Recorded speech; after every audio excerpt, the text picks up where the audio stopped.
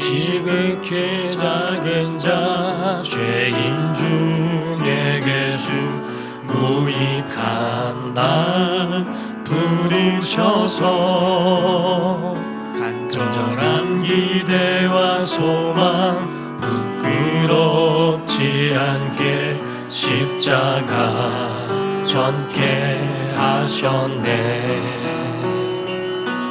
어디든지 가리라 주 위에 서라면 나는 전하리 그 십자가 내 몸에 밴 십자가 그 보혈의 향기 온 세상 채울 때까지 살아도 주를 위해 죽어도 주를 위해 사나 죽으나 난 주의 것 십자가의 능력 십자가의 소망 내 안에 주만 사시는 것 난 지극히 작은 자 죄인 중에 괴수 무익한 날 부르셔서 간절한 기대와 소망 부끄럽지 않게 십자가 전케 하셨네. 내 사랑 나의 십자가. 마지막 때에 자기에게 주어진 십자가 잘 지고가는 성도가 되기를 주 이름으로 축원합니다. 오늘도 예배 성공하시기 바랍니다. 예배로 하나님의 얼굴을 배웠고 여러분 영혼에는 힘을 얻고 용기를 얻고 능력을 얻는 복된 시간 되기를 주 이름으로 축원합니다. 성경 안에는 하나님께서 나라마다 사건마다 하나님의 사람들을 통하여 큰 일을 이루신 것들을 굉장히 많이 보고 있습니다. 구약에는 노아, 아브라함, 모세, 엘리야, 다윗, 다니엘 등 많은 인물들을 통하여 하나님 이루셨고 신약에도 12 제자를 통하여 하나님의 큰 거룩한 일들을 행하셨어요.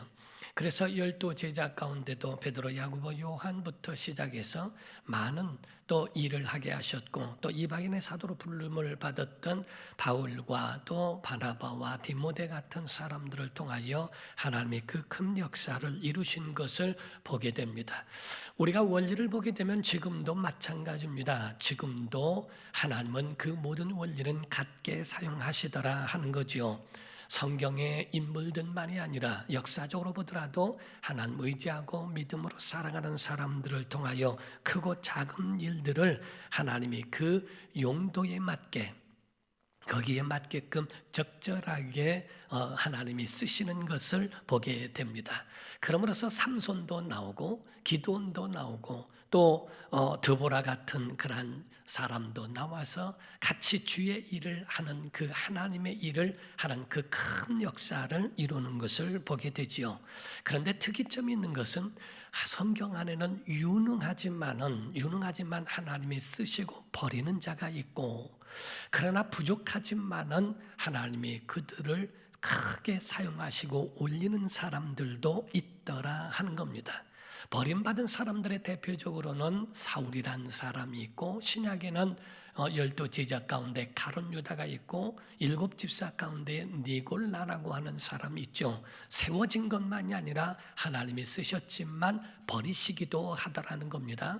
그러나 부족하지만 다윗 같은 대표적인 임금으로서 사울 대신에 다윗을 세우시기도 하고 12 제자 가운데는 베드로, 야고보, 요한같이 벳사람이며 마태 같은 세리 같은 아주 부족한 사람들이지만은 하나님이 예수 그리스도를 통하여 정말 그를 거룩한 제자로 쓰시게 하는 일들도 없지 않아 있더라는 거지요. 마치 우리가 회사를 보면은 회사에는 기술직이냐 사무직이냐 등등, 우리가 군대를 가게 되더라도 이는 육군이냐 해군이냐 공군이냐 그를 나누며 적재적소에 그들을 훈련케 하는 것처럼 하나님의 사람들도 마찬가지로 하나님이 적재적소에서 삼손이 필요할 때가 있고 기드온이 필요할 때가 있고 또 바락 등 그 가운데 삼갈, 에훗 등등 이런 사람들로 하나님이 부르실 때가 있더라는 거지요. 어느 큰 회사에서 있었던 일입니다. 면접을 보는데 그 면접 가운데에 그 회사에서 꼭 필요한 한 자리가 있어서 면접을 보게 됐다고 하는 겁니다. 실화입니다. 그때에 우리 제가 아는 목사님의 아들의 친구가 그 큰 회사에 면접을 보러 갔답니다. 갔는데 다 이런 것 저런 거를 다 물어보더니 하는 말이, 당신은 본인을 무엇이라고 만약에 간단하게 소개하라고 한다면 무엇이라고 말할 수 있습니까? 라고 말했더니 잡초라고 생각합니다. 왜 잡초라고 생각하십니까? 무조건 뽑아야 됩니다 하고 얘기했대요. 나를 뽑아야 된다고 그 회사에 뭔 얘기인지 또 모르는 모양이네. 그리고 얘기는 바람에 거기 면접관들이 전부가 다 웃어서 아주 박장대소를 했다고 합니다.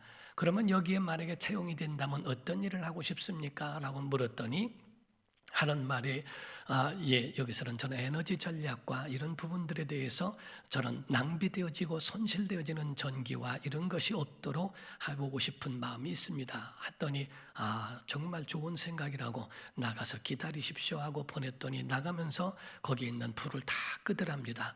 낮에는 괜히 불 켜놓을 필요가 없습니다. 다 보인다고 바로 채용이 됐대요. 그래서 더 기다릴 것도 없이 바로 채용이 돼서 쓰임을 받았다는 얘기, 실화입니다. 실질적으로 각각 그 가운데에 보게 되면 참 신기한 일들도 있죠.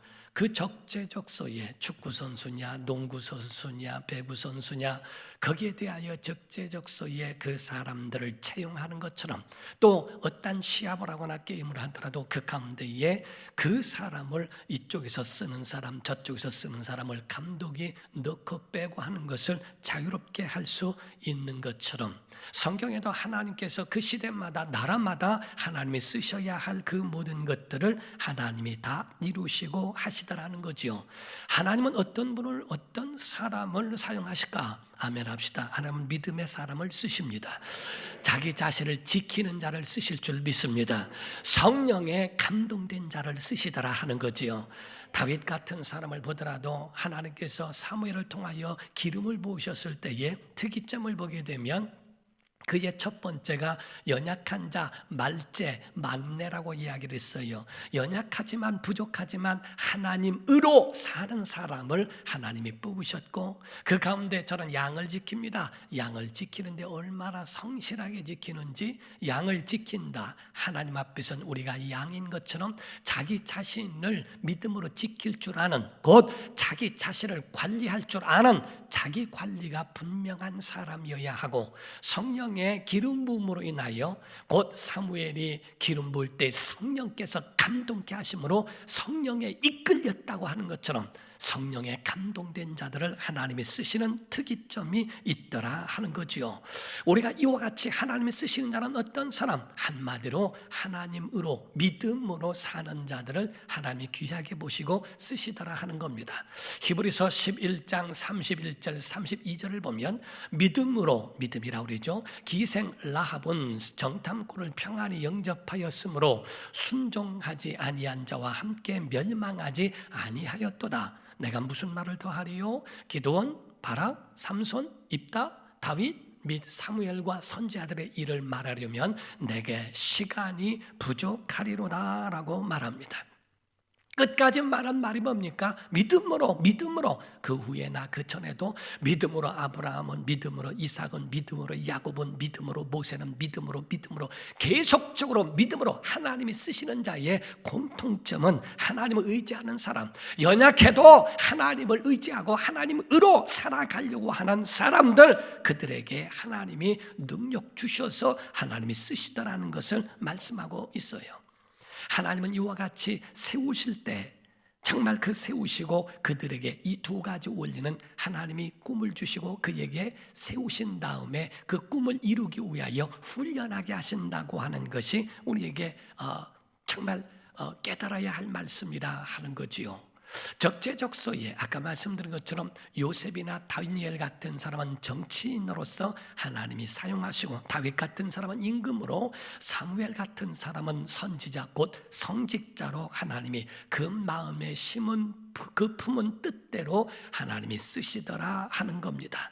그러므로서 우리에게 힘들고 어려운 그러한 일이 우리에게 닥쳐온다 할지라도 그게 실패가 아니고, 우리가 힘들고 어려운 가운데 실패가 아니라 하나님은 그들을 쓰시기 위한 과정이었다라는 것을 우리가 잊지 말아야 한다는 겁니다. 여러분, 특수부대는 특수부대에 맞게끔 훈련도 사병과 다르고 장비도 다르다는 겁니다. 하나님이 깊이 쓰시고 하나님이 크게 사용하시는 사람은 그 훈련도 깊고 그게 크더라 하는 거지요.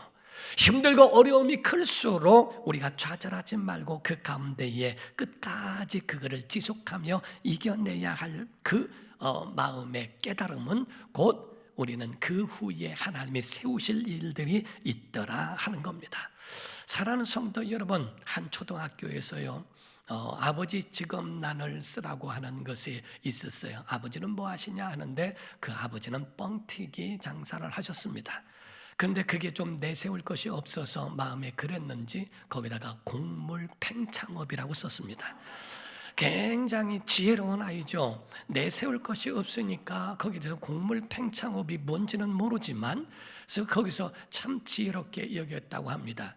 사실상 요셉이라고 하는 가정이 그렇게 내세울 만한 가정은 아닌 것 같아요. 우리가 보더라도 요셉의 가정은 어떤 사람이 말하기로 콩가루 집안이라고 합니다. 어머니는 4명이죠. 형제들은 11명이죠. 정말 하나같이 다 각각 자기들 색깔을 가지고 있는 형제들 밑에서 과연 이런 사람이 클 수 있을까? 고래밥에는 고래가 없고 붕어빵에는 붕어가 없으며 칼국수에는 칼이 없다고 하는데, 믿음의 조상 가정이라고 하는데 믿음의 조상 가정에 믿음이 있는 사람이 몇 명이나 있을까 보는 겁니다. 여기서 믿음의 조상의 가정에 이 요셉이란 사람이 태어났고 그가 하나님 앞에 이렇게 쓰임을 받았다는 것은 어마어마한 일이라 하는 거지요. 사랑하는 성도 여러분, 세상에는 잘난 사람을 씁니다. 그러나 하나님은 믿음의 사람을 쓰는 줄로 믿습니다.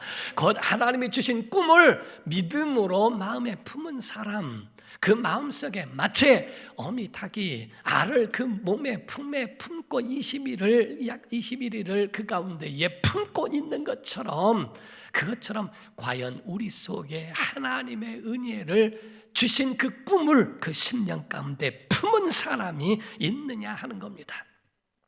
요셉도 보잘것없고 내놓을 것 없는 그러한 가정일 수도 있지만 하나님이 그에게 17살 때에 꿈을 주셨다고 하는 것이고 그 꿈이 그 요셉을 이끌어갔다는 겁니다. 그 꿈이 있는 건 그건 이상한 꿈이고, 이 꿈이라고 하는 이 꿈이 요셉이 받은 꿈은 그런 평상시에 가지고 있는 심상치 않은 꿈이라는 걸 알고 있어요. 그래서 그걸 마음에 두고 이건 하나님이 주신 거야, 그 마음에 그 꿈이 이루어질 때까지 포기하지 않고 그 꿈을 마음속에 품고 있었더라 하는 겁니다. 사랑하는 성도 여러분, 이 꿈이 없는 사람들은 어떻게 살까? 잠언서에 보게 되면요 29장 18절에 말씀을 하고 있습니다. 묵시가 없으면, 여기서 묵시란 말은 비전이란 말입니다. 하나님이 주신 계시와 똑같은 거죠. 묵시가 없으면 백성이 맘대로 산다는 거예요. 방자히 행하거니와 율법을 지키는 자는 복이 있느니라 라고 되어 있습니다. 묵시가 없으면 사람이 방자히 산다는 거예요. 곧 마음대로 몸을 굴려버린다는 거예요. 시간도 낭비하고 재능도 낭비하고 자기에게 주어진 모든 힘도 다 낭비해버리는, 돈을 흥청망청 사용하고 주어진 시간을 다 흥청망청 다 사라지고 주신 은사가 있음에도 불구하고 그 은사를 다 낭비해버린다는 거죠. 꿈을 가지고 있는 사람들은, 내일이 있는 사람, 하나님이 이루실 수 있는 그에 대한 목적을 품은 사람들은 그 꿈이 그 사람을 이끌어 가더라 하는 겁니다. 하나님의 마음에는요 꿈을 주실 뿐만 아니라 그 꿈을 이루기까지는 훈련을 하시더라는 거지요. 17살에 꿈을 꾸기만 했다고 해서 끝나는 것이 아니라 꿈꾼 다음에 집안이 너무 좁기 때문에 그를 어항에서 키우긴 어려우니까 그를 바다에 내놓으신 겁니다. 그것이 형제들의 미움을 샀죠. 꿈꾼 다음에 얼마나 미움을 받게 됐는지 모릅니다. 네가 꿈을 꿨을 때에 꿈만 꾸고 만 것이 아니라 그 꿈꾼 것에 대하여 하나님을 훈련하게 하시는 그 일을 그 성경 가운데서는 보게 되었더라 하는 거죠. 시련이 한 마리의 새를 날게 한다는 말이 있습니다. 시련이 올 때에 한 마리의 새를 날게 한다. 뉴질랜드에 보면 환경이 좋아서 새들이 날지 않고 사람들이 모이는 곳에 가까이 와서 먹이를 먹는 그런 새들이 많이 있다는 거예요. 근데 그 새들이 날 때가 있는데 언제 나냐면요, 뱀이나 적이 가까이 왔을 때 납들게 된대요. 위협을 느낄 때 푸르륵 하고 날라버린다는 거죠.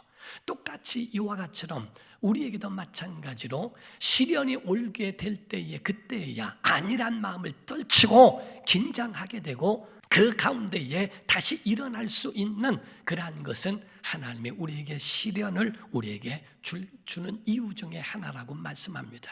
뉴질랜드 같은 경우에는 사람들이 가까우면 새들이 도망가지 않고 가까이 가는데 한국 사람이 가까이 가면 날아간대요. 왜냐하면 때려잡거든.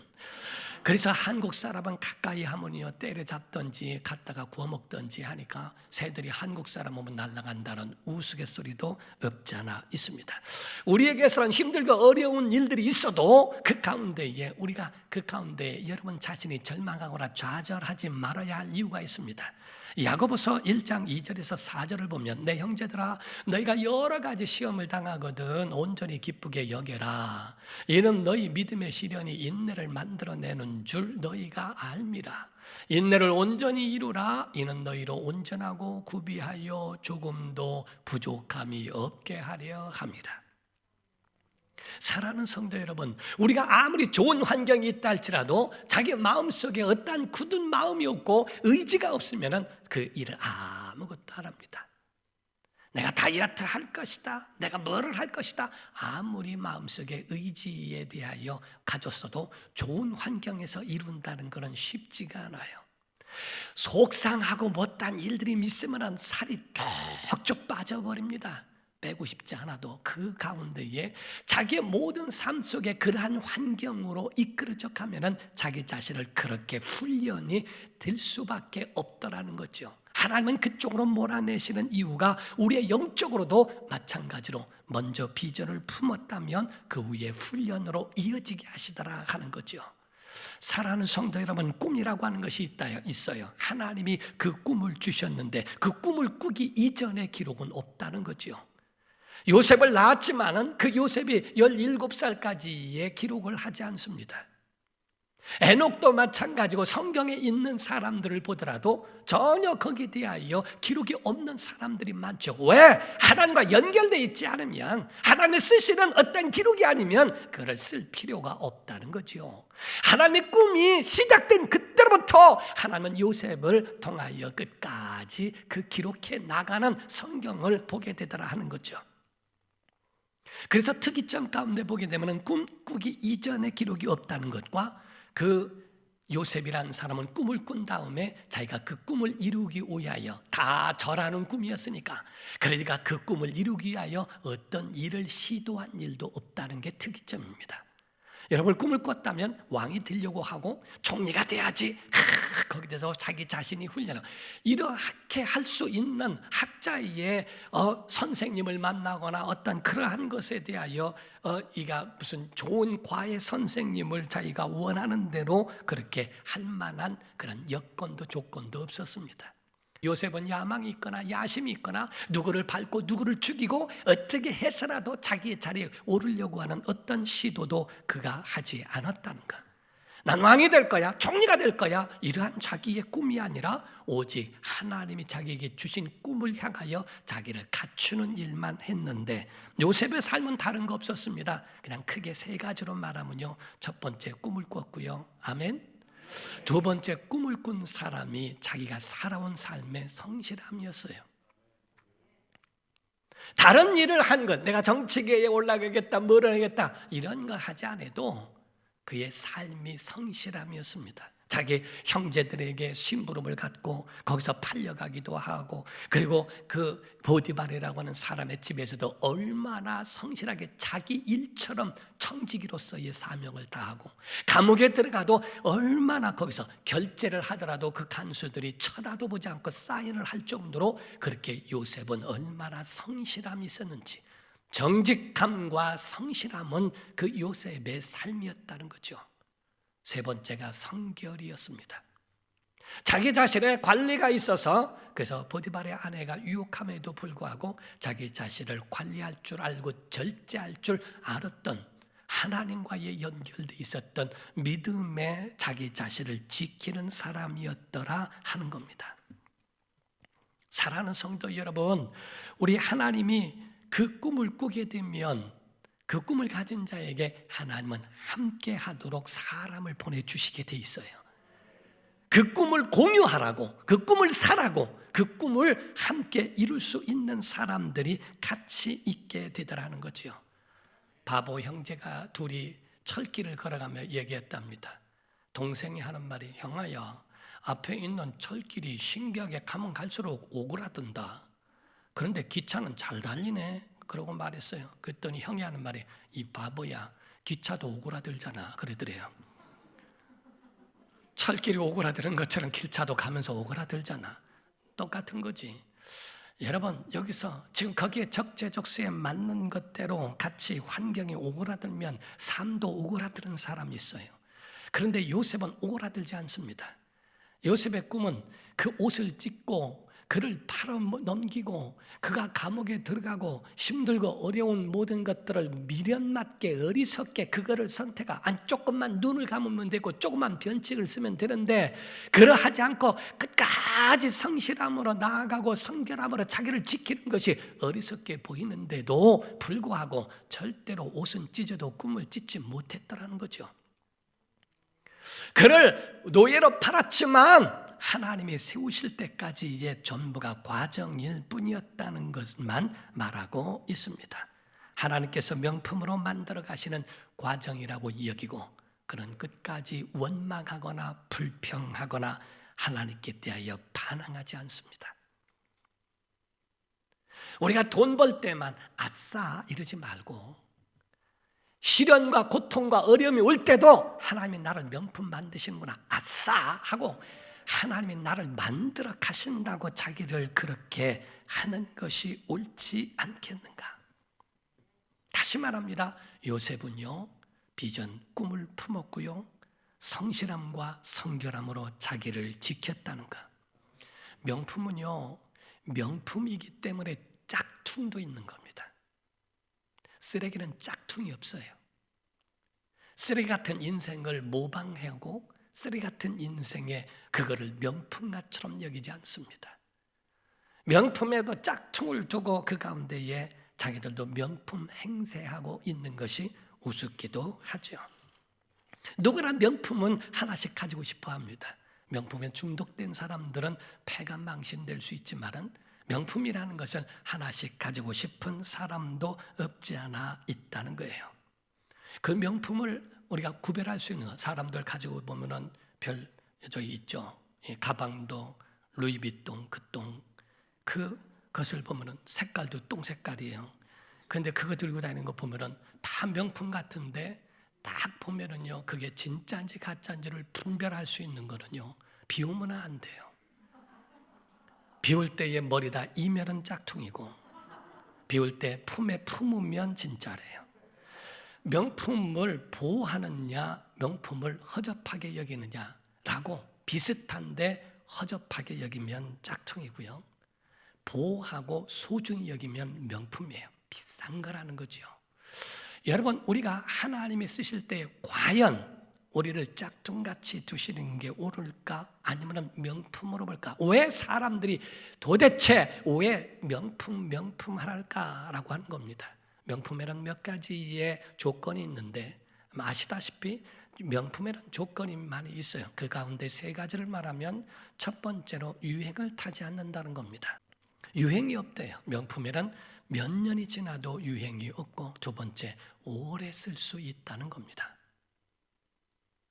보이는 것은 똑같이 생겼는데 짝퉁은요 오래 쓰지 못하고 뭐가 뜯어지든 뭐가 갈라지든 잘못되는데 명품은 오래 써도 윤기가 난대요. 세 번째, 또 오늘 또 끝나고 명품 사러 가지 말고, 명품 세 번째가 뭐냐면은 그 제품을 돋보이게 하는 것이 아니라 명품을 든 사람을 돋보이게 만드는 게 명품이래요. 명품의 세 가지의 첫 번째가 바로 유행이 없다는 것, 두 번째가 평생 쓸 수 있다는 것, 그리고 세 번째가 그를 가지고 있는 사람을 돋보이게 만드는 것이 명품이라고 하는 이야기를 합니다. 그렇다면 왜 이와 같이 정말 장인들에 의해서 명품이 나온다면 성도는 누구에 의해서 이루어지는가? 믿음에 의해서 이루어지고 하나님에 의해서 이루어지고 성령에 의해서 이루어지며 교회 안에서는 이와 같은 명품 성도가 나와야 한다는 거죠. 정말 하나님이 쓰시는 사람으로서 과연 명품 성도로 세워질 수 있는가? 명품 교회는요, 큰 교회를 말하는 게 아닙니다. 성도가 많다고 명품 교회가 아닙니다. 쓰레기는 아무리 말아봐야 쓰레기일 뿐이고 쓰레기장일 뿐이지 큰 교회를 욕하는 얘기가 아니에요. 큰 교회 안에도 명품들이 굉장히 많습니다. 하나님이 보실 때에 진짜 명품은 크다, 작다, 많다, 적다에 있는 게 아니고 정말 하나님이 그 명품을 만들어가는 사람으로 만들어진 사람이 많은 교회가 명품 교회이고요. 그런 성도가 명품 성도인 줄로 믿습니다. 사랑하는 성도 여러분, 우리가 그거를 아셔야 됩니다. 명품은 아무리 비싸도 사람들이 가지고 싶어하고 소유하고 싶어하고 그거를 원하더라는 거지요. 명품 교회, 명품 신앙, 명품 성도가 되기를 주 이름으로 축원합니다. 여기서 요셉을 명품으로 볼 수 있는 거예요. 요셉의 삶이 어떠했는가? 요셉의 이름의 뜻은 한국말로 풀이를 하면 더하기입니다. 더하기. 빼기, 더하기 하듯이 더하기예요. 플러스예요. 요셉의 삶은 속담에 말하기를 속담에 죽 써서 개 주냐라고 말하죠. 요셉의 삶은 죽 써서 개를 주는 겁니다. 요셉의 삶은 성공해서 남 주는, 복 받아서 남을 살리는 일을 한 것이 바로 요셉의 삶이었다 하는 겁니다. 더하기 인생, 살리는 인생, 구원하는 인생, 남을 좋게 하고 유익해 하고 그들을 살릴 수 있는 그러한 인생이 바로 요셉이었다고 말을 하는 거예요.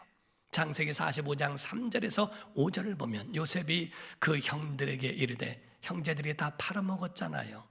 미워했잖아요. 죽이려고 했잖아요.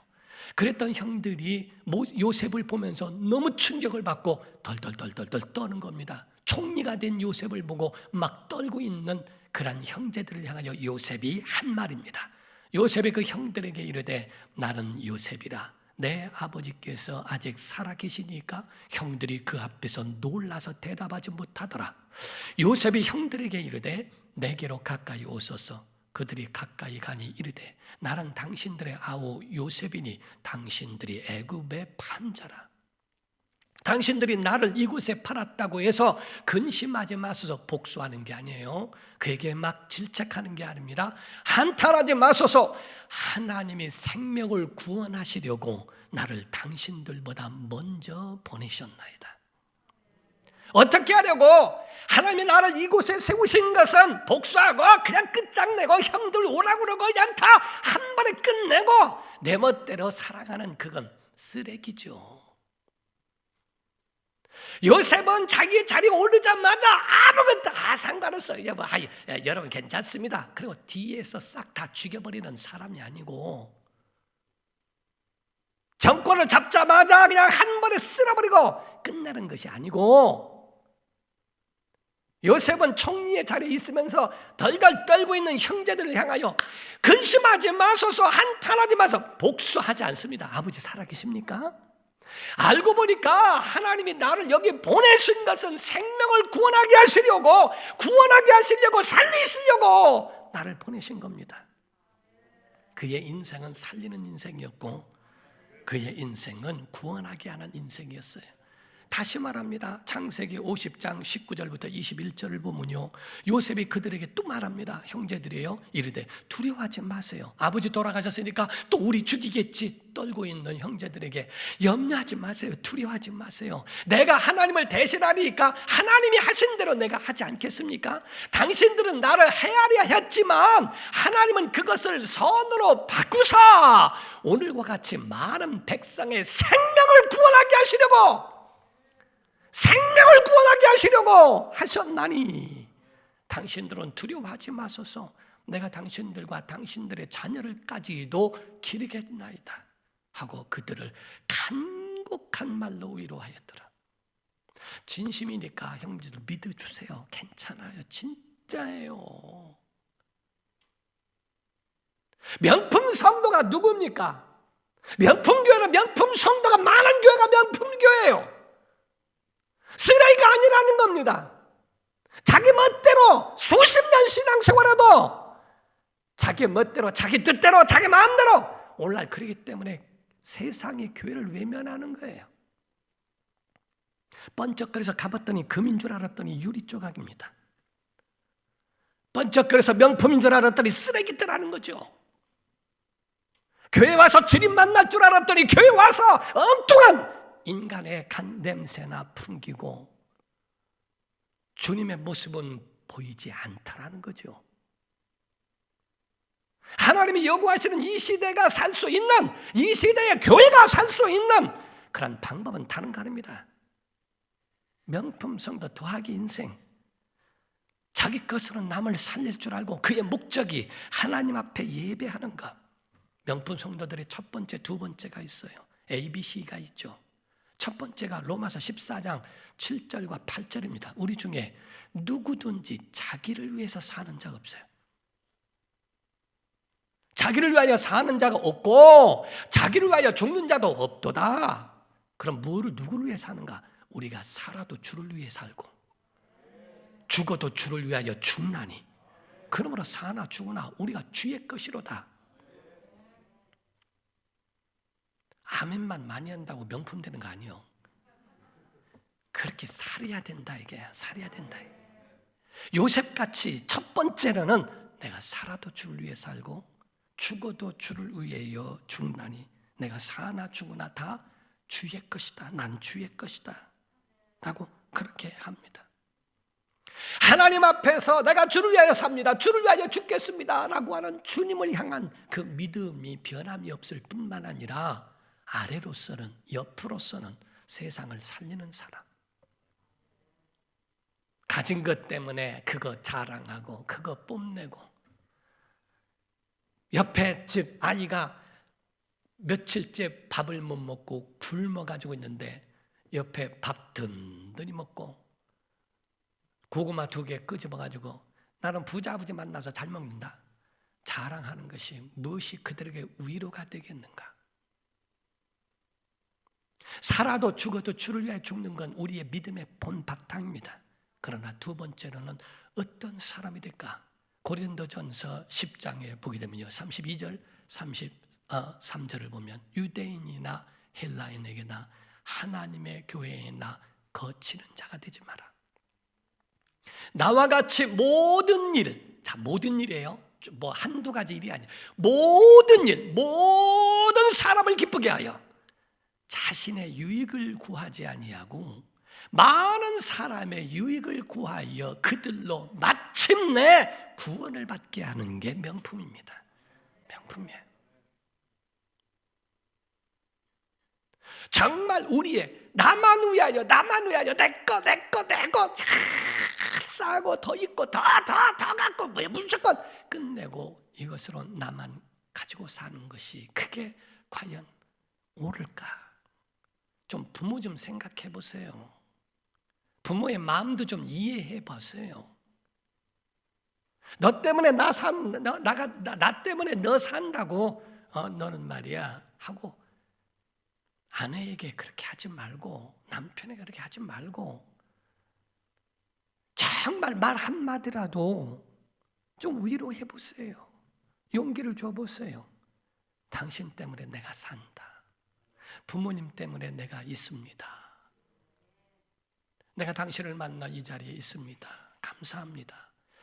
모든 것에 사랑하는 자녀들아, 너희가 나 때문에 사는 것 같아도 나는 너희들 때문에 내가 행복하고 기쁘단다 하고 말할 수 있는 좀 유익한 사람, 명품이 되어지고 싶고 같이 함께하고 싶은 사람.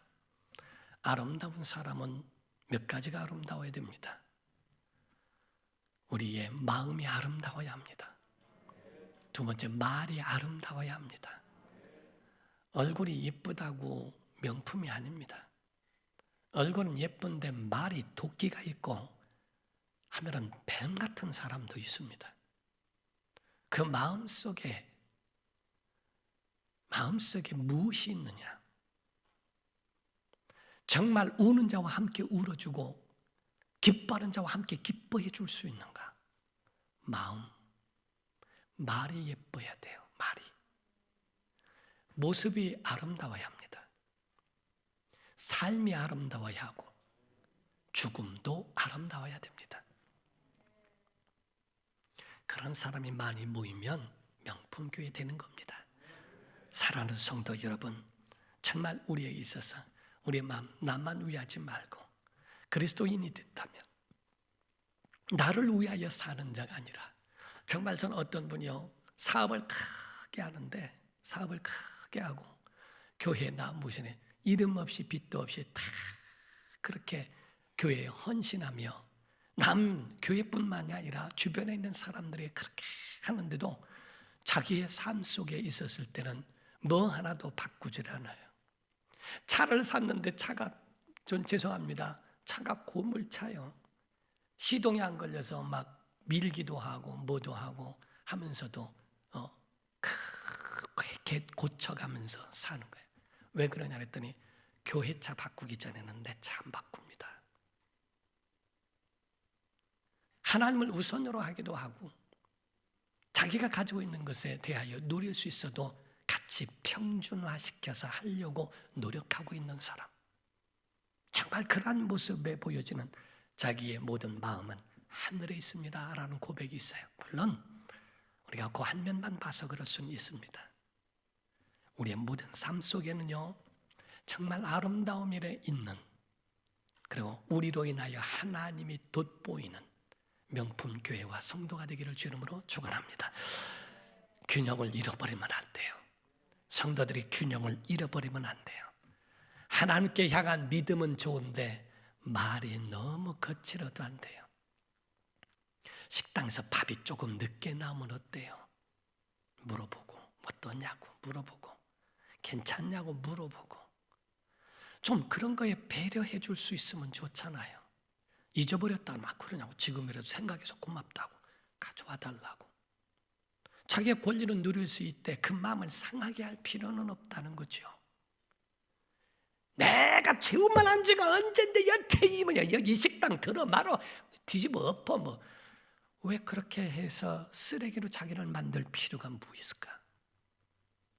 작은 것에서부터도요, 정말 하나하나를 우리가 숟갈 떨어졌으니까 떨어진 숟갈을 다시 재차 요구해서 숟갈을 가져올 필요는 있어도 아니 가지고 내가 가면 되지, 제가 가져오겠습니다 라고 가져오면 되지. 그런데 뭐 주방까지 들어가서 설거지까지 해줄 필요는 없어요. 그러나 우리가 자기 자신이 가지고 있는 부분에서도 얼마든지 명품 인생으로 살아갈 수 있는 비결이 있다는 것. 대한민국 교회가 살 수 있는 방법은요, 명품 교회 돼야 됩니다. 우리 교회도 명품 교회가 되면 살 사람들이 오게 되어 있습니다. 나 그 교회 가고 싶어. 나 그 교회 가면은 내가 있었던 모든 방황 끝나고 그 가운데 가면 내가 살아날 수 있을 것 같다고 하는 주님의 마음이 생기도록 우리 모두가 명품 교회로 이끌어가는 우리 교회가 되기를 예수 이름으로 축원합니다. 기도하겠습니다. 이 시간에 다 같이 동성으로 기도할 때 꿈을 꾸세요. 꿈을 꾸세요. 그리고 훈련을 어렵게 생각하지 마세요. 하나님이 명품으로 만드시는 겁니다.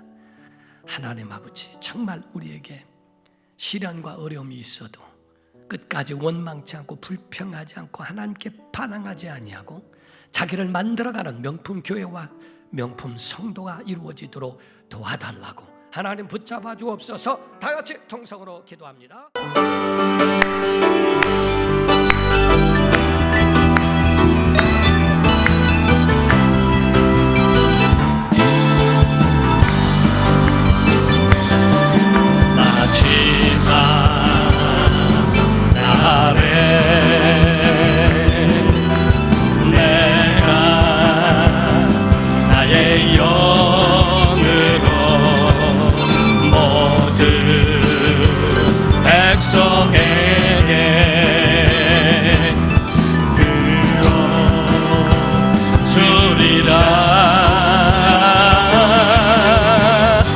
자녀들은 예언할 것이요 청년들은 화한상을 보고 아비들은 꿈을 꾸리라 주의 영이 임하며 자녀들은 예언할 것이요 청년들은 화한상을 보고 아비들은 꿈을 꾸리라 주의 영이 임하며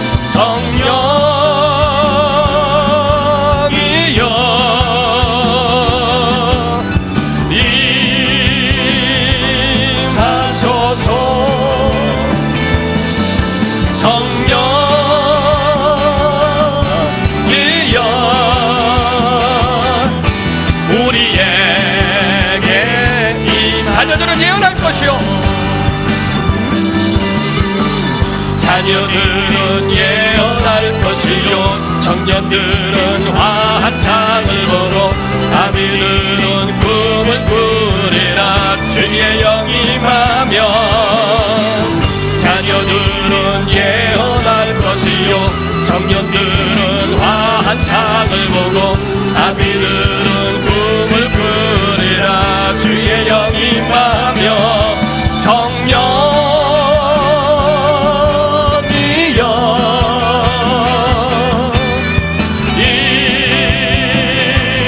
임하소서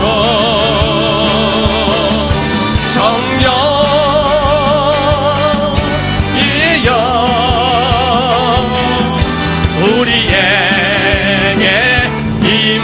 우리에게 임하소서